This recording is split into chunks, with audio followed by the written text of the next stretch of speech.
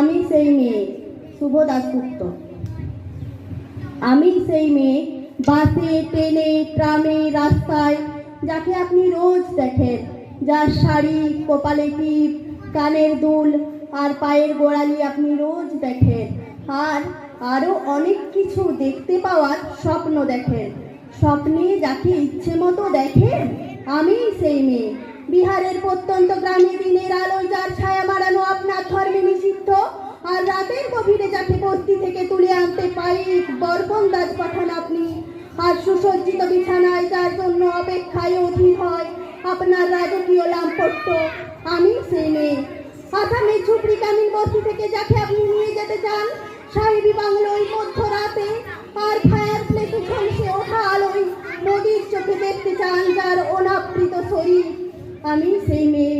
রাজস্থানের শুকনো উঠোন থেকে পিপাসার জল আনতে যাকে আপনি পাঠিয়ে দেন 10 মাইল দূরে সরকারি ইন্দারায়, আর 20 মাইল হেঁটে ক্লান্ত বিধ্বস্ত যে রমণী খরা কাপে ঘরে ফিরলে যাকে আপনি বসিয়ে দেন চুলার আগুনের সামনে আপনার রুটি বানাতে, আমি সেই মেয়ে।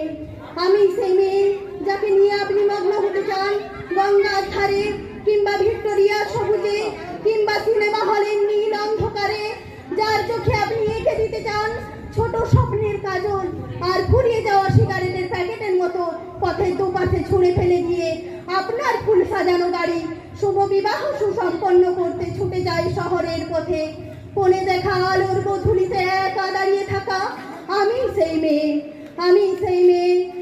আমার ছাত্র পড়ানো টাকায় মায়ের ঔষধ কেনা হয়, আমার বাড়তি রোজগারে ভাইয়ের বই কেনা হয়, আমার সমস্ত শরীর প্রবল বৃষ্টিতে ভিজতে থাকে, কালো আকাশ মাথায় নিয়ে আমি ছাতা হয়ে থাকি, ছাতার নিচে সুখে বাঁচে সংসার।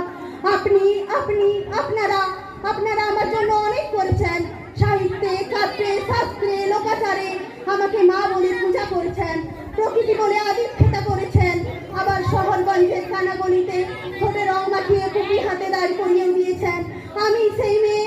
এমনকি দেবতারাও যাকে ক্ষমা করেন না, অহংকার আর শক্তির দম্ভে যার গর্ভে রেখে যান কুমারীর অপমান, আর চোখের জলে কুন্তি হয়ে নদীর জলে ভাসিয়ে দিতে হয় কর্ণকে আত্মঝোঁকে, আমি সেই মেয়ে।